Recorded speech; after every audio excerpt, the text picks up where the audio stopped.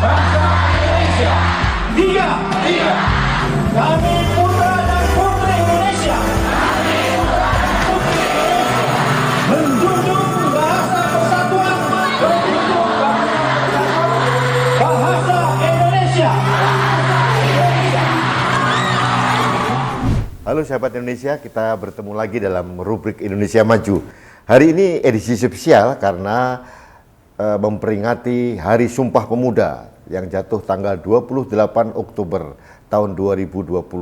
Ada banyak hal yang harus kita ungkap dalam peringatan Sumpah Pemuda ini. Apakah itu masih relevan dalam kehidupan kekinian? Apakah Sumpah Pemuda itu merupakan suatu roh dari kemerdekaan Republik Indonesia? Dan yang paling penting, apakah isi dari Sumpah Pemuda itu masih relevan yang dirasakan oleh kaum milenial saat ini? Nah, untuk itu kali ini saya akan berbicara dengan 3 narasumber. Yang pertama sahabat saya ini, sejarawan dari Bandung, Ibu Umi Latifah. Nah, nanti nanti juga saya akan berbicara dengan Mbak Fioninda Trapsila dari Amerika. Beliau seorang milenial yang sekarang menjadi diaspora di Amerika. Dan nanti yang terakhir saya akan bicara dengan milenial dari Indonesia yang tinggal di Indonesia, Runi. Ya, untuk itu kita ikuti dulu perbincangan saya. Yang pertama saya akan menyapa teman saya dari Bandung, Teh Umi Latifah. Selamat pagi Teh Umi, Assalamualaikum warahmatullahi wabarakatuh. Nah, ini peringatan Sumpah Pemuda ini. Sebagai seorang sejarawan, ya, apa sebetulnya esensi Sumpah Pemuda dalam kehidupan kebangsaan Indonesia waktu itu? Sebetulnya kita harus merekonstruksi ulang atau memaknai ulang dari Sumpah Pemuda itu. Karena Sumpah Pemuda itu sebetulnya sejarah, saya mungkin flashback dulu bahwa sejarah Indonesia itu adalah sejarah pemuda yang pertama. Sejarah Indonesia adalah sejarah pemuda.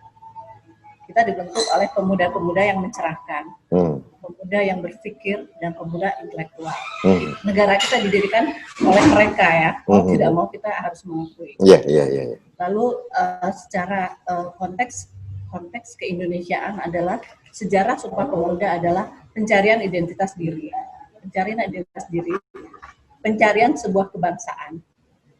Lalu kita berada dalam keberagaman untuk menjadi nation gitu. Tapi kalau kita dibawa kekinian bahwa Sumpah Pemuda adalah kesadaran akan nation di atas keberagaman. Itu yang mungkin yang sekarang kita lupa bahwa kita negara ini dibentuk karena keberagaman. Sumpah Pemuda itu ada karena pemuda itu bekerja sama dari berbagai suku, dari berbagai latar belakang, bahkan dari berbagai orang tua yang saat itu orang tua mereka adalah kaum ningrat dan kaum Amternar yang bekerja di pemerintah Belanda yang penuh dengan ketidakjujuran pada anak-anaknya. Tapi anak-anak mereka ingin membuat sebuah nation. Nah, Sumpah Pemuda sendiri mengalami pemaknaan yang berubah tiap pemerintahan gitu. Ketika zaman Soekarno, bahwa Soekarno ketika itu sebenarnya ikrar pemuda, bukan Sumpah Pemuda. Muhammad Yamin memaknainya menjadi Sumpah Pemuda.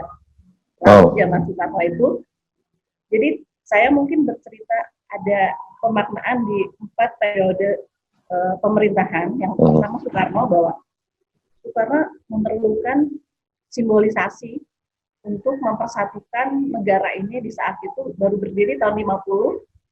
Itu terjadi banyak pemberontakan, ingin pisah dari Republik Indonesia, mulai dari PRRI, di berbagai daerah, ingin memisahkan diri. Nah, simbol Sumpah Pemuda oleh Soekarno dimaknai melalui persatuan Indonesia.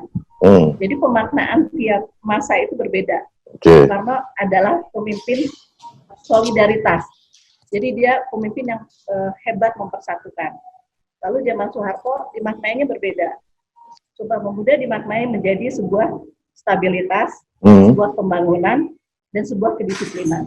Jadi lebih kepada pemaknaan stabilitas nasional. Oke. Yang menarik zaman Habibie. Habibie? Zaman Habibie dia memaknainya manajemen kemajemukan. Jadi Sumpah Pemuda di mana Habibie adalah manajemen keberagaman, manajemen pluralisme. Nanti diteruskan oleh Gus Dur kan. Oke. Lalu di situ kan ketika reformasi itu ada konflik pemuda dan angkatan bersenjata. Oke. Nah di situ ketika Habibie beliau berpidato bahwa pemuda dan angkatan bersenjata harus bekerja sama untuk meraih ekonomi yang maju dan teknologi. Jadi Habibie memaknainya lebih ke manajemen demokrasi. Kalau saya perhatikan, jadi tiap zaman, tiap masa memaknainya berbeda. Itu yang ketiga. Yang terakhir? Ya, yang terakhir Joko Widodo. Jadi Joko Widodo kalau periode kemarin sih tahun lalu, beliau memaknainya kita berbeda, kita bekerja sama. Artinya model kalau Pak Jokowi itu melihat bahwa Sumpah Pemuda itu keberagaman itu adalah modal untuk menjadi bangsa yang besar. Kita berbeda, kita bekerja sama. Beliau seperti itu. Jadi sebetulnya jadi di era Pak Jokowi ini perbedaan tidak dinafikan ya, harus diakui memang ada, tapi bagaimana keberagaman ini menjadi suatu potensi yang bisa bekerja sama, berkolaborasi. Oke. Jadi kembali gini Mbak Teh Umi, yang tadi dibilang bahwa awalnya esensi dari Sumpah Pemuda atau Ikrar Pemuda zaman dulu itu adalah unifikasi dari keberagaman di Indonesia dalam mencari bentuk itu yang membentuk satu nation itu tadi ya. Tapi Sumpah Pemuda kalau saya boleh berpendapat bahwa bukan gerakan politik, tapi gerakan kultural. Kultural. Ini menarik. Jadi Sumpah Pemuda itu adalah gerakan kultural ya, bukan politik ya. Oke. Karena Sekarang, saat itu. Oke, saya mau tanya sekarang. 17 tahun kemudian setelah tahun 2028 Indonesia merdeka. Nah, saya minta perspektif dari Teh Umi, apa relevansinya Sumpah Pemuda dengan kemerdekaan kita? Pertama, kemerdekaan itu adalah hasil dari gerakan pemuda. Oke. Mulai zaman pergerakan Soekarno muda sampai penculikan di Rangkas Jengkol. Oke. Nah, relevansinya adalah gerakan politik dan gerakan kultural. Tanpa dua gerakan itu tidak akan ada Indonesia. Yang pertama gerakan politik sebenarnya diawali bukan oleh Sumpah Pemuda, tapi oleh Perhimpunan Indonesia. Iya. Perhimpunan Indonesia itu 23 ya, tahun 23. Anak-anak kita yang seperti sekarang yang lagi sekolah di luar. Iya, PPI ya. PI ya. Itu ya seperti teman-teman yang akan diwawancari Mas Rudi kan sebenarnya di luar kan mereka. Saat itu yang di luar itu yang membuat gerakan politik. Menuntut Indonesia merdeka dan sebuah konsep Indonesia. Nah, waktu itu salah satunya Dr. Muhammad Hatta. Ya. Oke. Nah, itu gerakan politik murni sebetulnya. Nah, kalau Sumpah Pemuda adalah sebuah gerakan kultural. Dan isinya adalah kesejahteraan perempuan, soal harkat martabat perempuan, termasuk membahas poligami, bahasa, kesenian. Nah, dan mereka dari berbagai artinya mungkin saat itu dipengaruhi oleh nasionalisme yang ada di dunia, termasuk Turki, nasionalisme Turki, Sun Yat-sen di Cina, Yose Rizal di Filipina, itu menginspirasi sebetulnya pemuda-pemuda. Dan di situ bagaimana pemuda itu dengan background yang berbeda, suku bangsa yang berbeda, latar pendidikan yang berbeda, orang tua yang berbeda, agama yang berbeda, mereka melihat satu tujuan dan bisa bekerja sama. Nah, itu yang terpenting adalah ada leadership di situ. Jadi leadership itu penting sebetulnya. Karena di situ ada leadership, ada saling mengalah. Bahkan Islamic Bond sendiri masuk dalam Sumpah Pemuda. Artinya ini adalah modal awal untuk kemerdekaan Indonesia. Dan pemuda-pemuda ini yang menyokong Soekarno ketika mendirikan negara, semua ada di belakang, termasuk Amir Syarifuddin ya. Ya. Jadi artinya begini, Sumpah Pemuda ini menjadi dasar atau menjadi inspirasi yang paling utama dalam 17 tahun kemudian ya. Oke, singkat saja, Teh Umi, ini karena ditunggu teman-teman dari Amerika, saya mau tanya singkat saja dari Teh Umi, apakah relevansi Sumpah Pemuda dengan kehidupan kekinian sekarang ini? Saran Anda sebagai yang tidak muda lagi, tapi sering berhubungan dengan orang-orang muda ini, gimana? Ya, gimana? Relevansinya rasa-rasanya sih pemuda itu adalah agen perubahan. Karena tanpa sekarang malah orang-orang tua ini melupakan agen perubahan ini. Jadi sekarang banyak CEO muda kan. Saya kebetulan ya ada berhubungan lah dengan perkumpulan itu bahwa satu CEO muda itu sebuah agen perubahan sebetulnya. Tapi satu kematangan pribadi, leadership itu tidak dimiliki oleh pemuda-pemuda sekarang yang dibanding pemuda-pemuda zaman kerjasama itu yang sekarang pematangannya kurang. Saya tidak tahu apa yang terjadi saat ini. Yang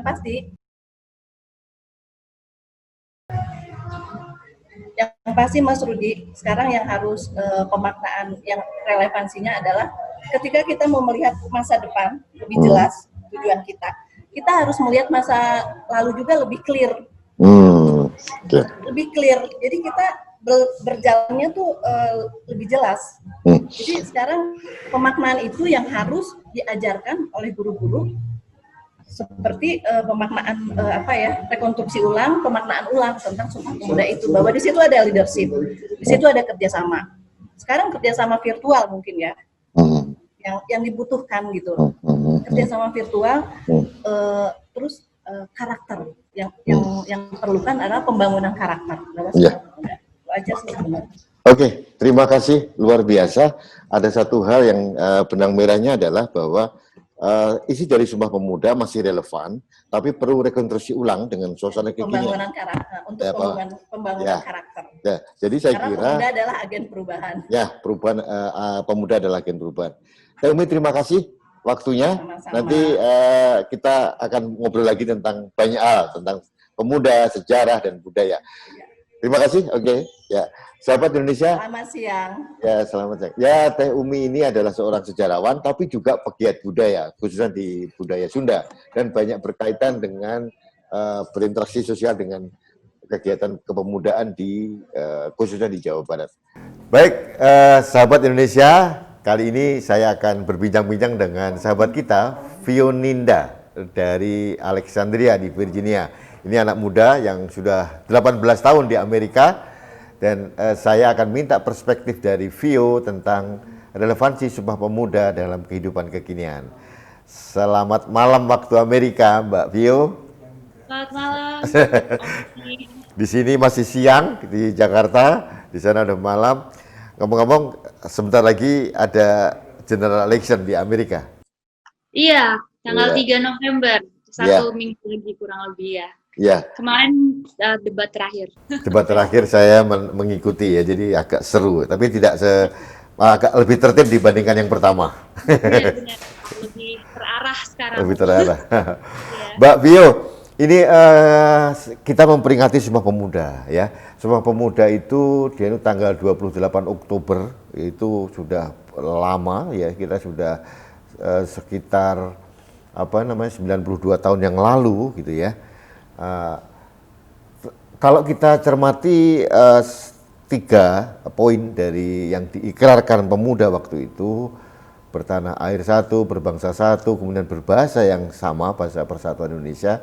Sebetulnya kalau menurut saya, generasi saya masih relevan untuk kehidupan Indonesia sampai kapanpun. Tapi saya ingin minta perspektif dari seorang Vio yang kebetulan generasi muda Indonesia yang di luar negeri ya. Jadi bagaimana perspektifnya seorang Vio terhadap relevansi Sumpah Pemuda dalam kehidupan kekinian sekarang?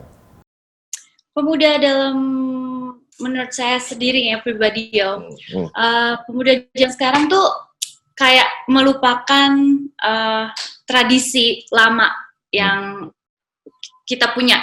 Jadi kayak agak sedikit lupa jati diri. Ya, kayak misalnya kayak cara sopan santun itu kadang-kadang suka terlupakan sedikitnya. Terus cara berbahasa santun juga sama orang tua juga kadang-kadang kita kan udah nggak seperti yang dulu lagi. Kita tuh udah kayak lebih ke aktif di sosial media dan segala macam. Jadi kayaknya udah banyak apa ya? Kira-kira kayak udah banyak faktor dari luar gitu yang mempengaruhi jati diri kita jadi kayak kurang kurang Indonesia banget gitu kalau saya bilang sih. Iya. Ya seperti itu sih Om. Ya, oke. Tapi kalau menurut Vio ya, Ya. Ikrar Pemuda 92 tahun yang lalu itu Iya. masih relevan nggak sih untuk kekinian kita sekarang? Harusnya sih masih relevan Om. Masih. Karena kita kan pemuda Indonesia, kita harusnya bangga dengan apa yang kita punya, dan kita sebagai pemuda itu kita harusnya nyadari kalau kita tuh aset negara Indonesia gitu. Dan kalaupun pastinya isu selalu ada, tapi kalaupun kita mau bersatu, entah itu pemuda dengan pemerintah juga yang sekarang, menurut saya sih masih relevan. Ya. Gitu semua. Di setiap sejarah ya, Mbak Vio, kalau kita belajar sejarah, setiap tahapan sejarah, pemuda selalu menjadi agen perubahan, ya, menjadi motor penggerak menciptakan sejarah baru. Ini kalau kita bicara sejarah Indonesia sampai sekarang, mungkin di Amerika juga sama gitu ya. Nah, ini tahun 2020 ya, kita sudah era milenial, era digital gitu ya. Teknologi informasi sudah luar biasa gitu ya. Sudah banyak hal banyak perubahan. Nah, bagaimana Mbak Vio memberikan perspektif tentang peran pemuda dalam menciptakan kesejarahan baru dengan dasar nasionalisme kita sebagai seorang Indonesia gitu? Kalau menurut saya sih kita harus tetap punya jati diri sebagai seorang bangsa Indonesia, di mana kita tuh akan kaya dengan tradisi, tata krama, segala macam. Jadi kalaupun kita punya jati diri itu dibawa kemanapun, kayak saya sekarang di sini, kita balik lagi kepada Indonesia tuh seperti ini, seperti kita punya sopan santun, kita juga nggak terlalu terpengaruh dengan pergaulan yang ada di luar negeri gitu, seperti saya sekarang gitu loh. Ini ada yang menarik nih, Vio ini sudah 18 tahun di luar negeri, di Amerika, tapi saya lihat bahasa Indonesianya masih baik gitu ya, sopan santunnya masih seperti sangat bagus sekali gitu ya. Ya, tapi terus perspektifnya tentang Indonesia juga luar biasa. Tapi saya mau ambil satu kesimpulan yang dikatakan Mbak Vio bahwa seberapapun pemuda bergerak untuk membuat agen perubahan dalam zamannya, tidak boleh meninggalkan jati diri kita sebagai manusia Indonesia, begitu ya? Betul. Ya. Karena harusnya kita bangga kalau kita misalnya keluar dari Indonesia, kita bawa jati diri kita sebagai bangsa Indonesia yang dimana kita punya sopan santun dan punya bahasa yang bermacam-macam, kita punya adat istiadat yang bermacam-macam. Kita harusnya bangga menampilkan itu kalau misalnya kita memperkenalkan diri kepada orang yang nggak tahu Indonesia. Karena pengalaman saya di sini gitu ya, Om. Kayak saya ketemu orang asing di sini atau orang bulenya di sini, mereka tuh nggak banyak yang tahu Indonesia. Mereka taunya Bali. Jadi kalau saya jelaskan Bali itu part of Indonesia, mereka baru yang, oke, Indonesia is so big. Ya, kayak Indonesia itu ternyata besar gitu loh. Jadi mereka tuh tahu cuman Bali aja. Itu yang sangat disayangkan. Makanya setiap kalau misalnya ada kesempatan kayak acara-acara embassy atau acara-acara saya ketemu organisasi yang ada di sini, saya coba untuk menampilkan itu gitu. Kalau Indonesia itu bukan Bali aja, Indonesia itu besar gitu loh. Mbak Vio, saya tertarik itu ya. Itu kan inisiatif seorang Vio pribadi ya untuk mempromosikan Indonesia kepada dunia luar gitu. Nah, saya sekarang mau tanya, apakah ada dari pemerintah dalam ini kedutaan besar di setiap negara yang sekarang di Amerika ini memberikan bekal kepada diaspora untuk menjadi agen promosi Indonesia? Ada nggak sih program itu? Ada, banyak banget. Om. Ya. Dan saya kebetulan sering ikut acara-acara yang ada di embassy untuk memperkenalkan lagi Indonesia itu seperti apa. Jadi bermacam-macam sih, dari mulai angklung, dari mulai kayak kita peragaan busana, baju-baju daerah, dan tari-tarian. Terutama yang saya lihat waktu zaman saya di kuliah gitu ya, di college. Jadi kita tuh selalu tampil nari gitu loh di depan kampus gitu loh.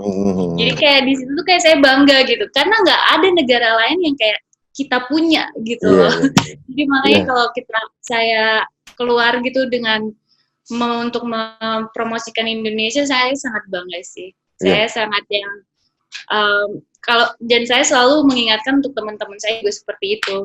Harusnya kita bangga sebagai bangsa Indonesia gitu. Dan kalau bisa jangan gampang terpengaruh gitu tuh, makanya harus punya pendirian kalau kita tuh bangsa Indonesia yang sebenarnya kita lebih bagus dari negara-negara lain. Gitu aja. Mbak Vio, terima kasih. Ini luar biasa. Saya jujur aja salut, ini orang anak muda di luar negeri sudah 18 tahun, tapi keindonesiaannya tidak berubah gitu. Justru semakin ya, terima kasih, sampai ketemu lagi. Nanti saya siarkan untuk supaya teman-teman di dalam negeri juga dapat menginspirasi dari apa yang dikatakan Mbak Vio. Thank you Mbak Vio, thank you. Ya, sama-sama Om Didi. Terima kasih. Sahabat Indonesia, demikian tadi perspektif dari seorang Vio, luar biasa. Kita harus memberikan apresiasi. Anak muda di luar negeri sudah hampir 20 tahun bahkan, tapi tetap memberikan saran untuk berapapun, siapapun, dan seberapapun kita besar sebagai seorang pemuda menciptakan sejarah, jangan melupakan keindonesiaan kita. Ini luar biasa. Jadi mudah-mudahan ini menjadi inspirasi buat kita semuanya dan menjadi panduan bagi anak muda di luar negeri supaya bersikap apa yang dilakukan oleh seorang Vio Ninda. Terima kasih Mbak Vio. Sampai jumpa. Baik, sahabat Indonesia, tadi barusan kita bicara dengan sahabat kita Vio dari Amerika. Jadi seorang milenial yang tinggal di Amerika. Pandangannya luar biasa tentang suhu muda dan relevansinya dengan kehidupan milenial, terutama di Indonesia. Kali ini saya kembali ke tanah air. Saya akan berbicara dengan seorang pemuda atau pemudi ini?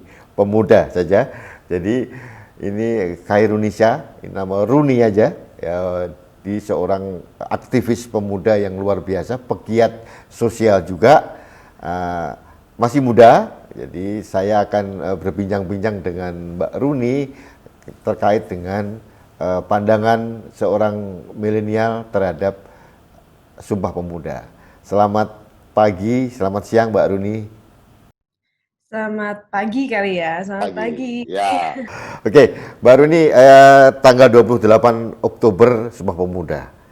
92 tahun yang lalu, itu luar biasa ya.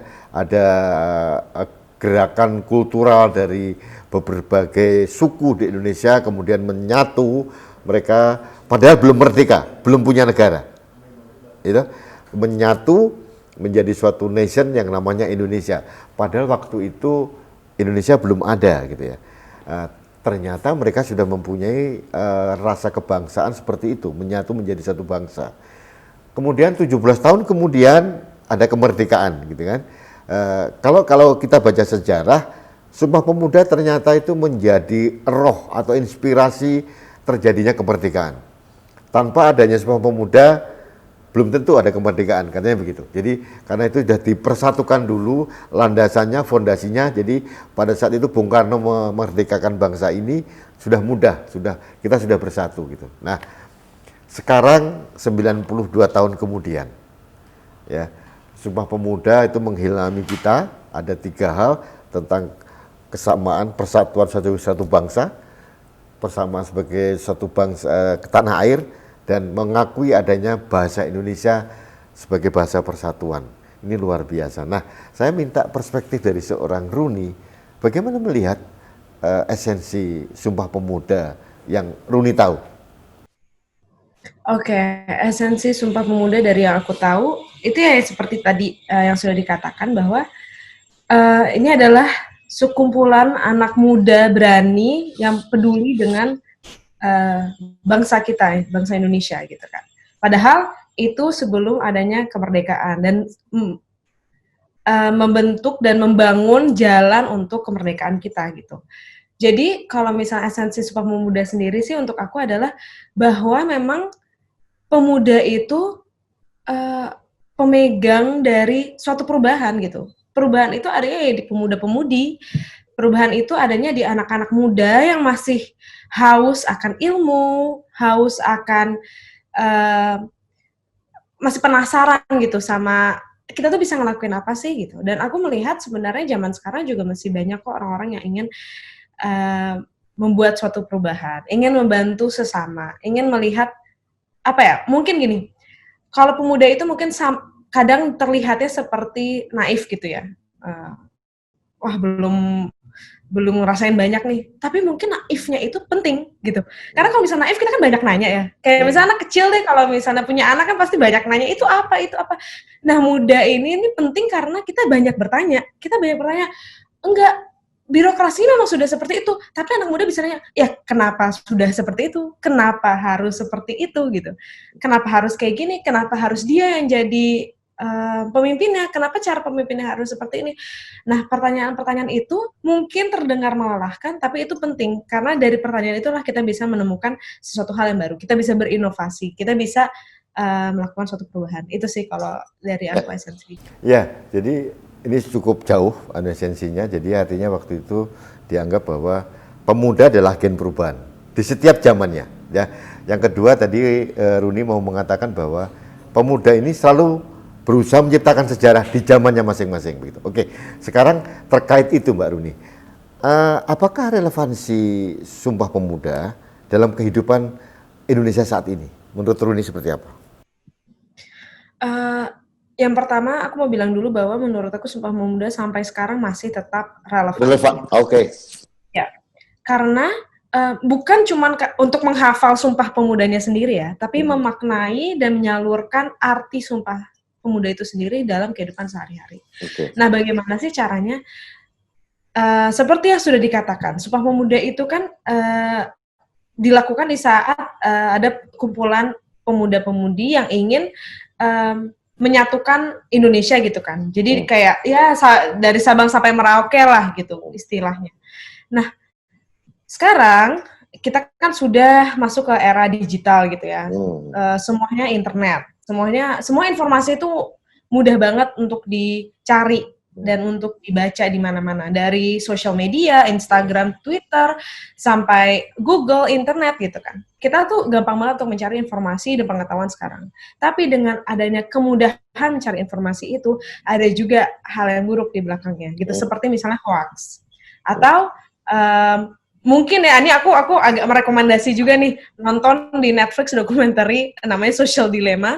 Itu mengatakan bahwa bagaimana social media itu kadang kita tuh di bubble gitu.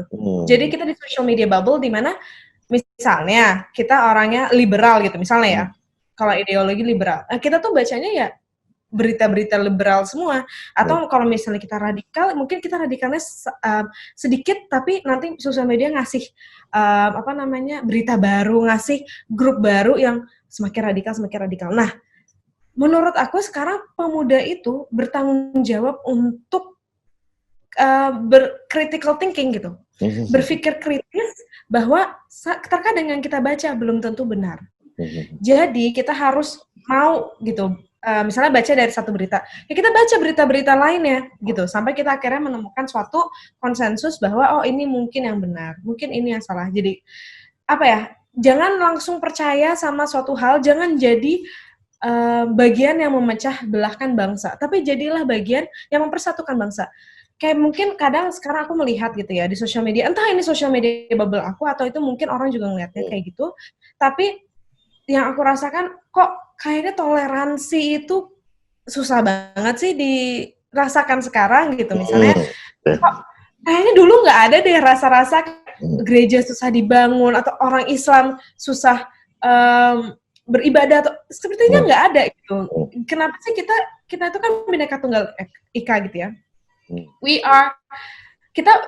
Kita diverse tapi kita unity, which is berarti kita berbagai macam, kita dari berbagai daerah, tapi kita satu gitu kan. Nah, kenapa sih kita tidak melakukan itu lagi gitu? Itu kan Sumpah Pemuda kan itu Oke, kan banyak oke. banget. Kalau begitu, saran Runi apa untuk mencapai seperti yang tadi Runi inginkan? Nah, kalau misalnya dari aku sendiri, sarannya adalah jadilah pemuda-pemuda yang berpikir kritis. Selalu mempertanyakan, jangan berhenti bertanya. Jangan berhenti bertanya sama bias atau stereotype yang kalian rasakan terhadap kaum lain atau bangsa lain. Jangan berhenti mempertanyakan diri kalian sendiri, juga mempertanyakan orang lain gitu. Jadi, kalau aku sih terutama pertanyakan diri sendiri dulu. Kenapa sih aku merasa misalnya kaum ini atau ethnicity ini kayaknya orangnya galak deh, atau kayaknya orangnya sombong deh. Kan ada ya kayak gitu ya. Apa stereotype atau bias, internalized bias yang kita sekarang tidak sadar bahwa itu tuh bias. Nah, critical thinking itu kan nomor satunya adalah menyadari bahwa itu ada bias gitu loh di antara kita. Bahwa memang itu terjadi gitu.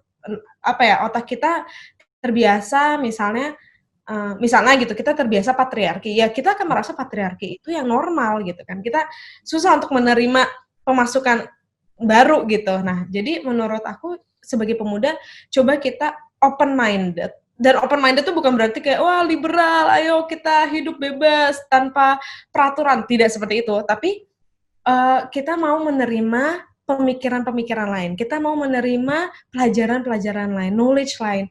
Atau opini yang berbeda dari apa yang kita biasanya mengerti gitu. Nah, itu tuh menurut aku penting gitu. Mau untuk membuka diri terhadap pengetahuan-pengetahuan baru. Oke.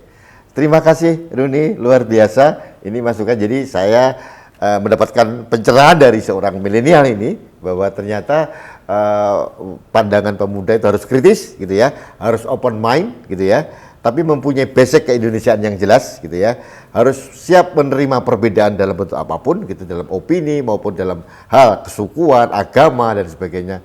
Kita harus menjadi manusia Indonesia yang toleran begitu ya. Oke, terima kasih Rudi, sampai ketemu lagi kita dalam diskusi berikutnya. Thank you. Demikian sahabat Indonesia, perspektif tentang Sumpah Pemuda dari pikiran seorang Runi ya. Tadi kita bicara tentang perspektif pemuda dari luar yang diwakili oleh seorang Vio Nindar. Kemudian ini sekarang seorang Runi, Runisa dari Indonesia. Ternyata hampir sama.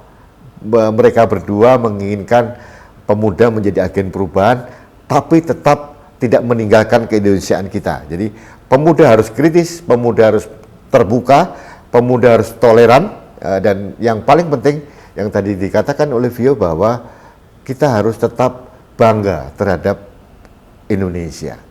Baik sahabat Indonesia, demikian paparan kami atau sajian kami dalam memperingati Hari Sumpah Pemuda tanggal 28 tahun 2020.